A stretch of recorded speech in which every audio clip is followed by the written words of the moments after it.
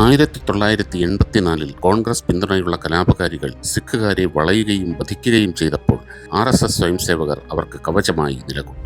1984 സിഖ് വംശഹത്യയുടെ ഈ കഥ ഡൽഹിയിലെ ട്രക്ക് ഡ്രൈവറായിരുന്ന സർദാർ തർലോചൻ സിംഗിൻ്റേതാണ്. ഒക്ടോബർ 31 ഡൽഹിയിലായിരുന്ന അദ്ദേഹം ആ ദിവസം തൻ്റെ ജീവിതത്തിലെ ഏറ്റവും ഭയാനകമായ ദിവസമായി മാറുമെന്ന് കരുതിയിരുന്നില്ല.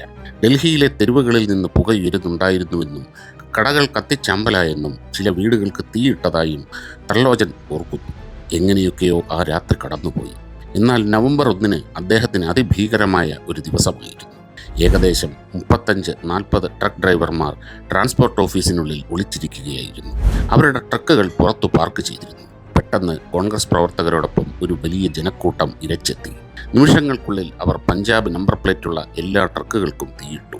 ആ നിമിഷം തൻ്റെ ഹൃദയം തകർന്നുവെന്നും ഇനി ഒരിക്കലും പഞ്ചാബിലേക്ക് മടങ്ങാൻ കഴിയില്ലെന്നും തനിക്ക് തോന്നിയതായി അദ്ദേഹം പറയുന്നു.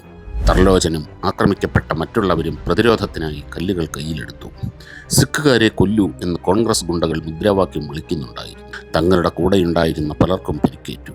പലരും കൊല്ലപ്പെട്ടു. വിശപ്പും ദാഹവും ഭയവും കൊണ്ട് 3 ദിവസത്തോളം അവർ അവിടെ ഒളിച്ചിരുന്നു.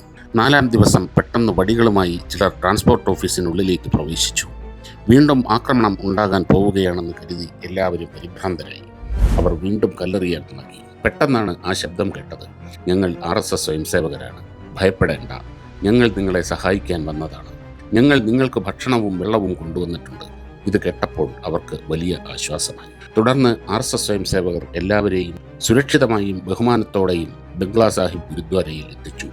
അതിനുശേഷമാണ് അവർക്ക് പഞ്ചാബിലെ തങ്ങളുടെ വീടുകളിലേക്ക് മടങ്ങാൻ കഴിഞ്ഞത്.